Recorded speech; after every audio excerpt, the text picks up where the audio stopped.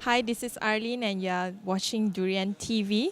Together with me is Humphrey from the EU-ASEAN Business Council. What's your thought on this year's ASEAN Malaysia's chairmanship for ASEAN, as well as the ASEAN Economic Community?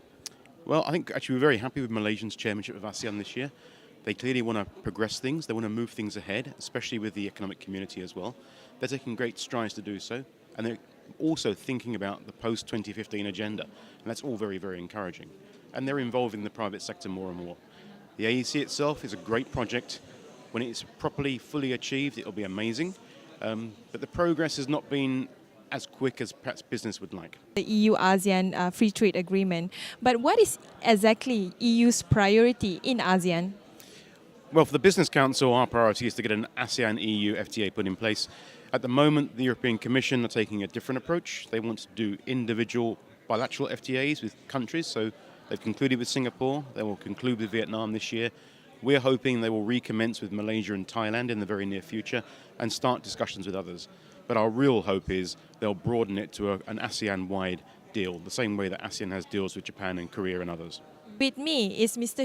Ningning. He's from the China-ASEAN Business Council, and he will share with us about the ASEAN Economic Community and also China's interests, as well as what it foresees ASEAN in the coming future. What is China's vision and interest towards ASEAN in the case of trade and investment? 中国既是东盟友好的近邻，又跟东盟互为重要的经贸合作伙伴。东盟是中国的第3大贸易伙伴，中国是东盟的第1大贸易伙伴。那么双方之间的经贸合作近些年来越来越密切，尤其是随着中国东盟自由贸易区的建成，双方企业的合作越来越活跃。那么东盟经济共同体即将建成，中国越来越多的企业现在关注东盟经济共同体带来的新商机，走进东盟来从事贸易、投资、工程承包等合作的中国企业越来越多。在东盟经济共同体建设方面，中国政府和中国领导人多次表示要支持东盟经济共同体建设。那么东盟经济共同体，是整个对全球来说的话，是一个也是个重要的一件大事儿。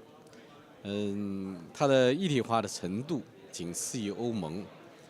那么对于东盟来说，东盟经济共同体的建成，是一个标志性的事情，里程碑性的事情。那么中国与东盟山水相连，我相信这个中国在支持东盟经济共同体建设方面，能发挥积极的重要的作用。ASEAN is a good neighbor and also the important trade partner of China. ASEAN is the third largest trade partner of China, while China is the largest trade partner of ASEAN. During the year of this year, the AEC will release the more and more Chinese companies, they are seeking the opportunities in the establishment of AEC. They have seen huge potential in constructing, building materials, and other sectors in AEC establishment. The extent of the AEC will be maybe less than the integration of the European Union, but China stands ready to cooperate in the establishment of the construction of the AEC. So the era of the 21st century is the era of China expansionism in terms of trade and investment, and we can see how China has been expanding throughout Southeast Asia with the regional comprehensive partnership agreement, as well as the ASEAN Infrastructure Investment Bank, which is something that is a global investment bank for China. Can you share with us what is China's vision for ASEAN and the world when it comes to these two areas? 亚投行的筹建适应了很多国家的一种需求。这种需求的话，包括经济建设发展需要这个在改善基础设施建设方面有较大的投入。那么一些国家拧成一股绳，来共同的推动基础设施建设的话，将会达到比较好的一个效果，这是第一。第二的话就是，中国牵头组建亚投行，得到了许多国家的支持和参与。那么这也反映了对国际金融体系的改革和发展的一种需求。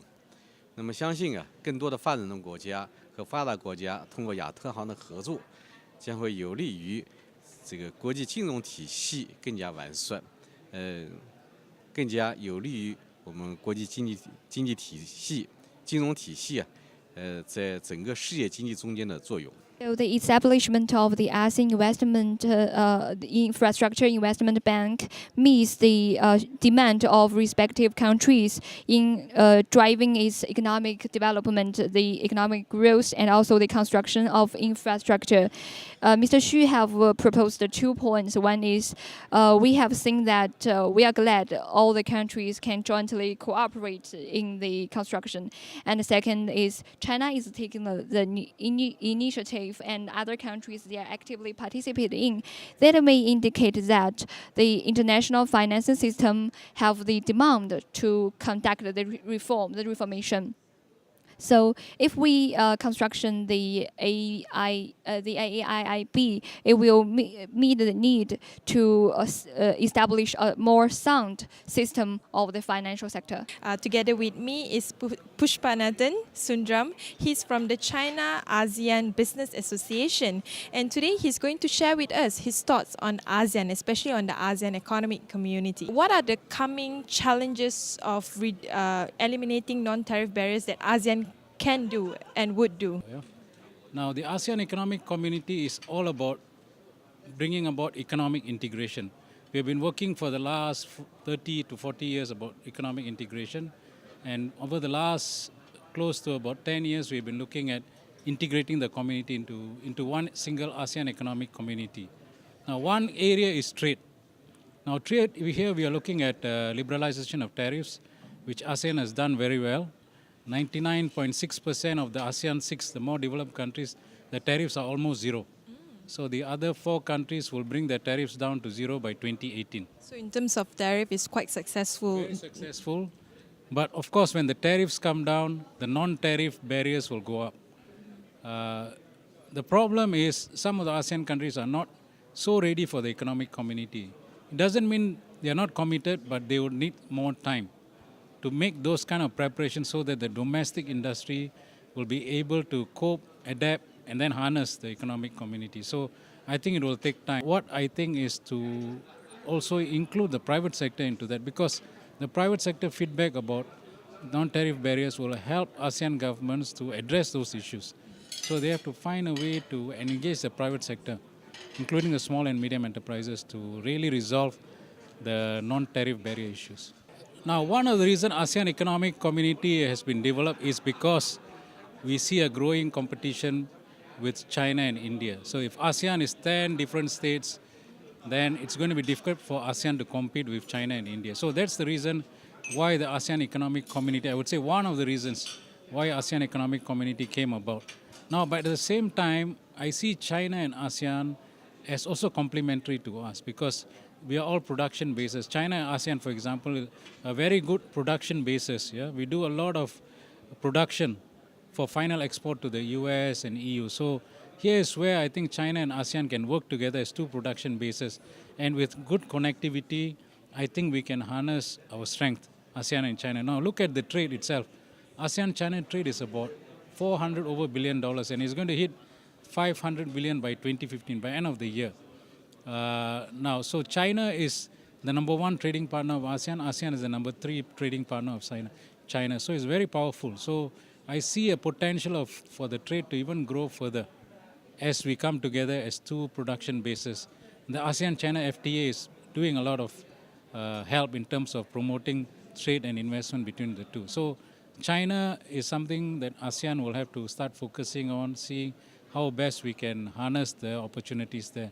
Now, same as India. India is also has a free trade agreement with ASEAN on the goods side, and I hope the investment and services agreement gets implemented soon. Now, with India too, the trade is growing. Yeah, and as you know, ASEAN, India is another big population. We can provide a lot of service, a lot of goods to India. India can provide services to ASEAN. So there's actually complementarity between ASEAN and India. So what is important is to identify the obstacles in ASEAN-China trade relation and to see where we can address them. So it's very important for ASEAN to dance with the two giants and not get trampled in the process.